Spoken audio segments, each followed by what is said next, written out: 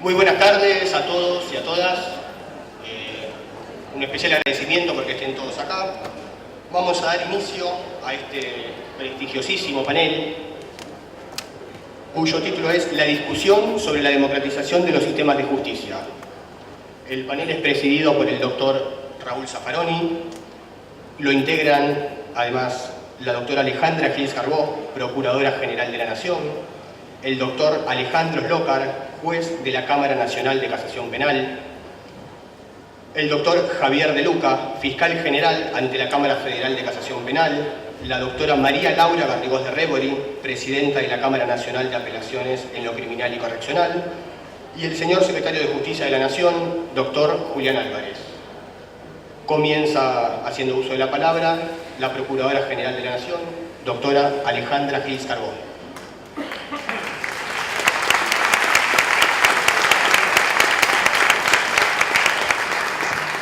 Bueno, muy buenas tardes. En primer lugar, quiero agradecer esta invitación. Fue muy grato para mí que me invitaran a hablar en un encuentro donde participan tantos prestigiosos juristas y con temas tan importantes para todos como lo es el, por ejemplo, de la democratización de la justicia. Lo primero que deberíamos establecer es de qué hablamos cuando hablamos de la democratización de la justicia o de la justicia democrática. Porque justicia y democracia son dos términos enormes, pero también indefinidos. Hacen falta ríos de tinta para expresar su contenido.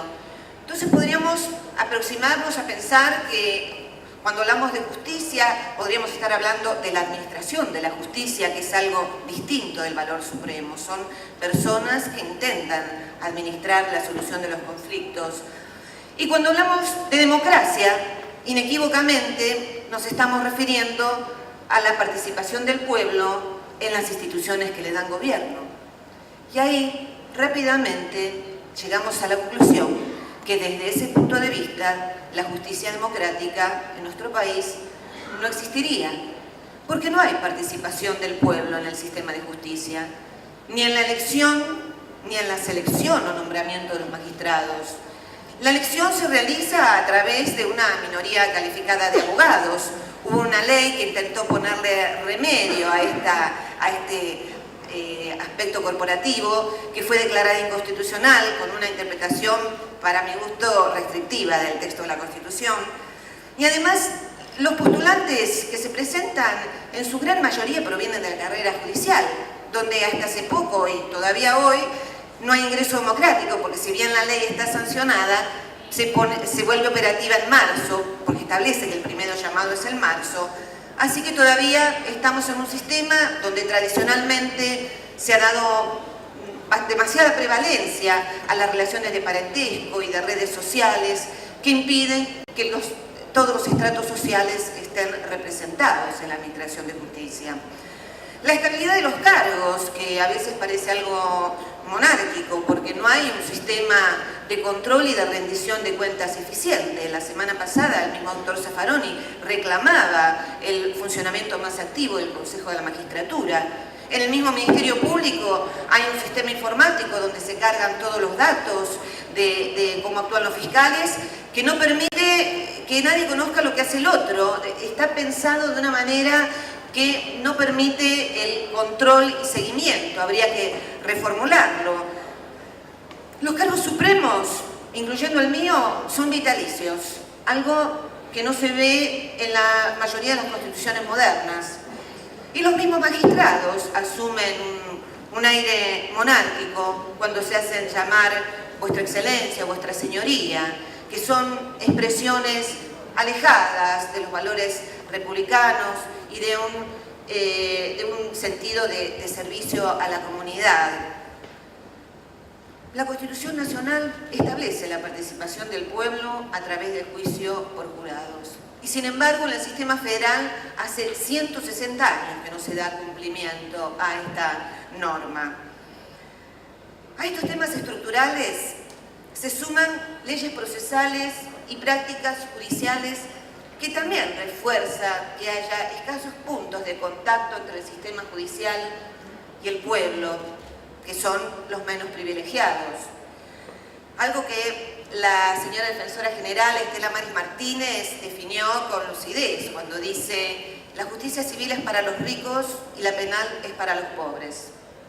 También lo explica con su maestría académica el doctor Zaffaroni en su libro La cuestión criminal, donde hace referencia a la histórica selectividad del sistema penal. Por supuesto que al mismo tiempo podríamos hablar días enteros de sentencias ejemplares que han abierto caminos en la expansión de los derechos, sin ir más lejos, la de la semana pasada, que por la constitucionalidad de la Ley de Medios Audiovisuales, que dio paso a la democratización de la palabra y al pluralismo en la comunicación. Pero al mismo tiempo, aún no podemos negar que subsiste una matriz que mantiene a ciertos sectores de la justicia todavía anclados en una visión burocrática y a veces autoritaria. En nuestro país hay razones históricas que lo explican, por el papel legitimador que tuvo la administración de la justicia durante las dictaduras militares. El golpe del 76 puso en evidencia estos rasgos estructurales a través del avance de los procesos de juzgamiento de violaciones de los derechos humanos durante la dictadura. Quedó de manifiesto en muchos casos la participación que habían tenido fiscales, jueces y defensores que habían actuado en complicidad o encubriendo a las autoridades militares que dirigían el terrorismo de Estado. Y si bien a partir del 83 hubo un recambio de jueces, hubo un nuevo diseño del régimen de selección de magistrados y reformas procesales, no se llegó todavía a dar un salto cualitativo para que haya un verdadero puente de comunicación entre la justicia y el pueblo sobre lo que estamos trabajando todos los días. Pero hay herramientas que garantizan también que esto se mantenga así, leyes procesales, prácticas judiciales. Por ejemplo, en el ámbito no penal es muy relevante el predominio del escrito y también en algunos foros penales, que hace que mediatizar al juez con la realidad. El juez se mantiene alejado y termina adoptando una postura de indiferencia glacial a veces ante los problemas humanos. Un juez que no ve a las partes también es un juez que no da la cara. Y hay prácticas judiciales que están asimiladas y que se repiten por inercia. Me acuerdo del caso que me contaba una amiga abogada que fue con su clienta, una mujer golpeada, a ver al juzgado el expediente donde estaba imputada su pareja, y el empleado que le iba a dar el expediente, cuando ve su cara, lo toma y le dice: no, usted no es parte, porque la víctima en un sistema inquisitivo como el que tenemos en la justicia nacional y federal no le atribuye a la víctima un rol relevante en el proceso. El formalismo al que seguimos atados, los plazos, las caducidades, las negligencias, que son también expresión de una burocracia exacerbada, la mala utilización que se hace del principio de congruencia. ¿Cuántos dictámenes o fallos he visto donde se dice el abogado no dijo, el abogado no controvirtió? Y yo digo, ¿cómo uno puede perder los derechos porque tenga un mal abogado? O porque tenga el abogado que puede pagar con los recursos económicos que tiene, porque eso es lo que ocasiona que los juicios los ganan los que pueden pagar los mejores abogados. Yo particularmente, cuando veo que me pasan un proyecto diciendo que el recurso está desierto porque no se criticó la sentencia, yo digo, jamás puede hacer así un dictamen un fiscal, porque el fiscal es el defensor del interés general de la sociedad y tiene que tener su propia opinión y tiene que tener un rol relevante ante las asimetrías. El academicismo pomposo, el lenguaje críptico también sigue en muchos sectores siendo un síntoma de oscurantismo. Pero uno de los aspectos que más revela el atraso del sistema de justicia en dar un servicio a la comunidad es, a mi entender, la subsistencia de un modelo impositivo en materia procesal penal en el sistema federal. Es llamativo que en casi todos los países de América Latina hace tiempo se ha instalado el sistema acusatorio. En México, en 15 estados, la Constitución Federal estableció la obligatoriedad del sistema acusatorio y se está discutiendo un código único. En Guatemala, en Salvador, en Honduras, Nicaragua, Costa Rica, en Panamá, que todavía está en proceso de implementación. República Dominicana, todo el Caribe anglosajón desde siempre. Colombia, Ecuador, Perú en proceso de implementación. Bolivia, Venezuela, Chile, Paraguay. Y en la República Argentina ya han instalado el sistema acusatorio la provincia y la ciudad de Buenos Aires. Córdoba, Salta, Jujuy, Tucumán, Chaco, Catamarca, Santiago, Entre Ríos y Mendoza están en proceso de implementación gradual. Santa Fe comienza el 11 de febrero del 2014. Chubut empieza en enero. La Pampa. Lo están discutiendo en el Parlamento con aprobación próxima Río Negro y Corrientes. Es decir, que en toda América Latina no ha implementado un sistema, un modelo acusatorio penal. La Argentina en el sistema federal, Uruguay, que tiene un proyecto en discusión parlamentaria, y Brasil, que tiene reformas parciales y un proyecto en el Parlamento, solamente. Siempre que se toca este tema se pone énfasis en que es la Constitución la que prevé un sistema acusatorio, porque el artículo 116 dice que a los jueces les incumbe la decisión de las causas. Y también se cita el artículo 18, que establece la garantía de un juez imparcial. ¿Cómo puede ser imparcial un juez que se ha involucrado en los hechos? Y esto no ofrece a los imputados verdaderas garantías del debido proceso, como también exige la Constitución.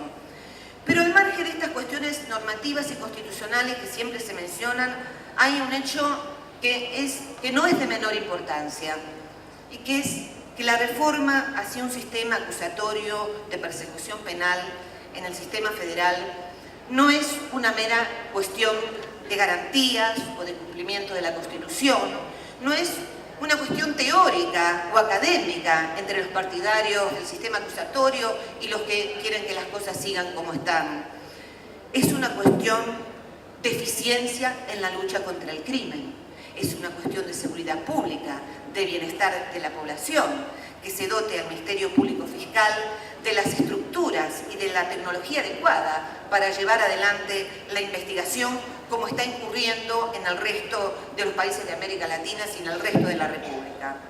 Lo que pasa ahora es que la actuación del fiscal está condicionada por lo que decide el juez, que decide si investiga o no investiga y se acusa sobre la base de qué línea de investigación que han determinado va a acusar.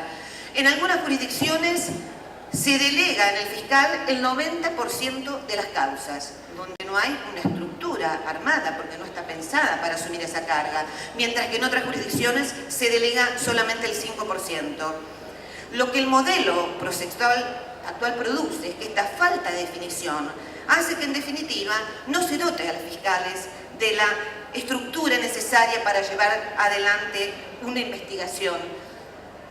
El sistema acusatorio supone el principio de oportunidad, que hoy no tenemos, y que se prevé porque es sabido que no se van a poder investigar todos los casos. Entonces hay que concentrar los recursos en aquellos y los esfuerzos en aquellos que producen mayor daño social. El fiscal en esos casos decide con transparencia, con responsabilidad, en base a una serie de parámetros e incluso con control del superior qué casos no va a investigar, los firma, los presa, se hace responsable.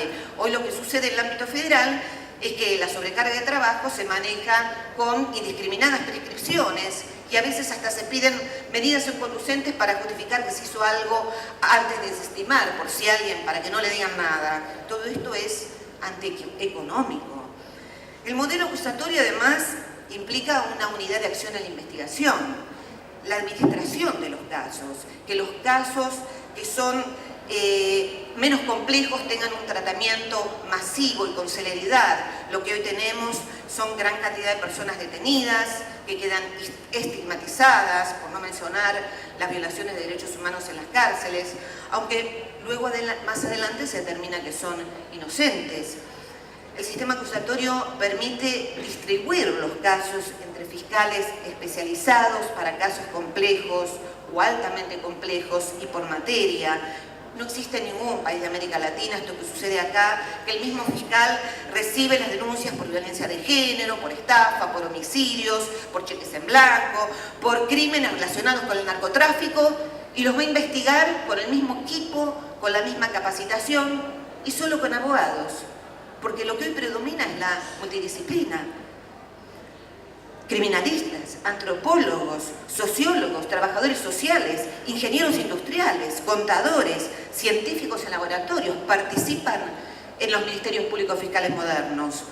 Pero crear esta estructura no tiene sentido mientras no se defina quién es el que va a investigar. Esto nos permitiría además que la investigación se realice coordinando fiscales, con fuertes organizaciones administrativas al servicio de las metas de celeridad y eficiencia, como si fuera una empresa, con control de la gestión, con rendición de cuentas y además planificando, con estadísticas que permitan dar cuenta de la criminalidad y que permitan una asignación estratégica de los recursos, que sean estudiadas por criminalistas, por sociólogos, por personal administrativo que asigna los recursos de la mejor manera. Y además, por sobre todo, no dejando al Ministerio Público sometido a la versión policial, porque contaría en una organización que ya ha definido que tiene un rol de investigador, con cuerpos propios de investigadores, de peritos, laboratorios, como ocurre en muchos otros ministerios públicos. Esto le permitiría estar en condiciones de articular una política de persecución penal con otros actores, haciendo planificación, procesando y estudiando los datos que recoge, las alertas, detectando las redes criminales en vez de perseguir a los eslabones más bajos de la cadena, e informando de todos estos aspectos a los diseñadores de políticas públicas. Pese a la indefinición de nuestro sistema procesal durante mi primer año de gestión, hemos utilizado todos los dispositivos que la ley habilita a la Procuradora General, le da la facultad de crear equipos de trabajo y de diseñar la política criminal, poniendo en marcha equipos altamente especializados para que asistan a los fiscales en materias centrales de la política criminal, como por ejemplo lo hicimos al crear la Procuraduría de Narcocriminalidad, que este año tuvo una actuación preponderante en los graves conflictos que desató el narcotráfico en las ciudades de Córdoba y Santa Fe, donde los fiscales denunciaron a los propios jefes de la policía que fueron destituidos. La Procuraduría de Trata de Personas, que rescató a 1.055 víctimas de trata en 5 años. La Procuraduría de Lesa Humanidad, que tuvo una actuación determinante en los juicios donde se investigan las violaciones por derechos humanos y que hoy nos permite decir que hay más de 1.000 personas procesadas y 420 condenas dictadas. El programa de violencia de género, también inaugurado este año, a través de fiscales ad hoc, que revirtieron historias de impunidad, porque abordan las causas con la debida comprensión de los conflictos, evitando la revictimización. La Procuraduría de Violencia Institucional y de Corrupción Policial, también creada este año. Abel Córdoba marcó un antes y un después de sus inspecciones a las cárceles y lugares de encierro, a las que se sumó la Cámara de Casación, el presidente Gustavo Hornos, a través de la Comisión de Cárceles. Y finalmente Procelac, la Procuraduría de Criminalidad Económica, que ha dado en este año cifras inéditas sobre la lucha contra el lavado, embargos por 87 millones de pesos aproximadamente, 11 inhibiciones generales, 5 intervenciones judiciales de personas jurídicas, 257 medidas cautelares obtenidas, embargando 137 automotores, 35 inmuebles, 26 cuentas bancarias, secuestrando 59 armas de fuego y cifras varias veces millonarias en efectivo, datos jamás vistos en la unidad de lucha del lavado de dinero del Ministerio Público, que han causado gran preocupación a sectores que tenían garantizada la pasividad. Todas estas procuradurías creadas durante mi primer año de gestión, con fiscales especializados y fiscales ad hoc, son una política criminal de primer orden del Ministerio Público Fiscal, porque es la que realiza lo que la sociedad espera de nosotros, que la defendamos de los crímenes más graves, y además porque es imposible combatir el crimen organizado de manera desorganizada. Estos códigos procesales inquisitivos que nosotros tomamos de modelo fueron dictados en el siglo XIX, que es el siglo de las constituciones liberales, que declararon que los hombres nacen libres e iguales.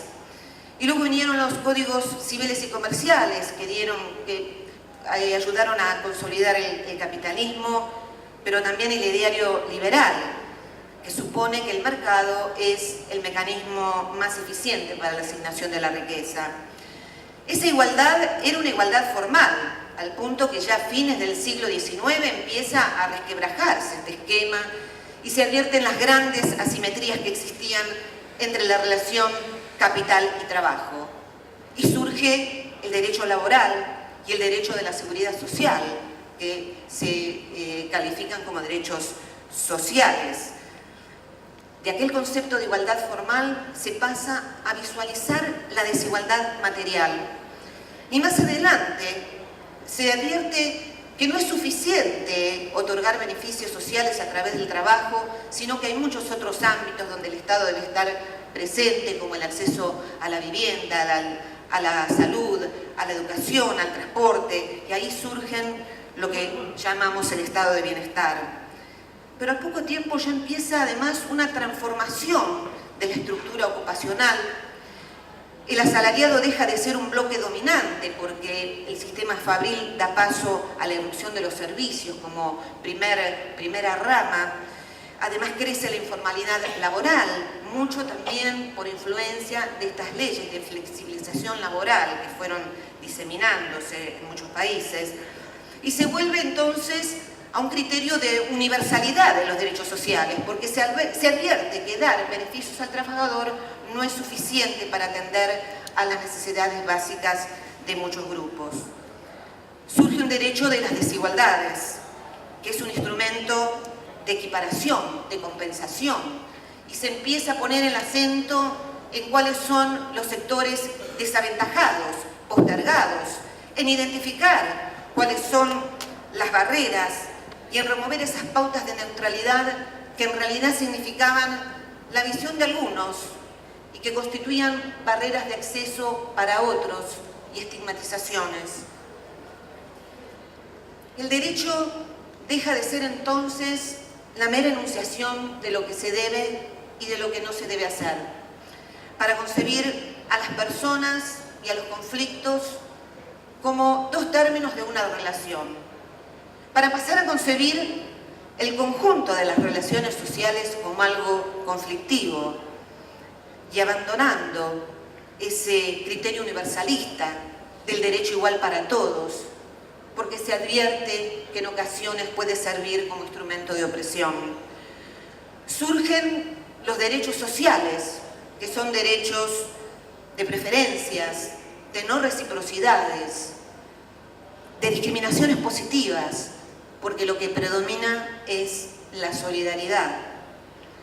Y el interés general pasa a ser una meta, que es mantener la interacción de solidaridades a través de compromisos que la sociedad realiza consigo misma y que se renuevan, porque el reconocimiento de un conjunto de derechos ya no es necesariamente la exclusión de otros, la composición de intereses no es la victoria de unos sobre otros, sino la reafirmación de la solidaridad.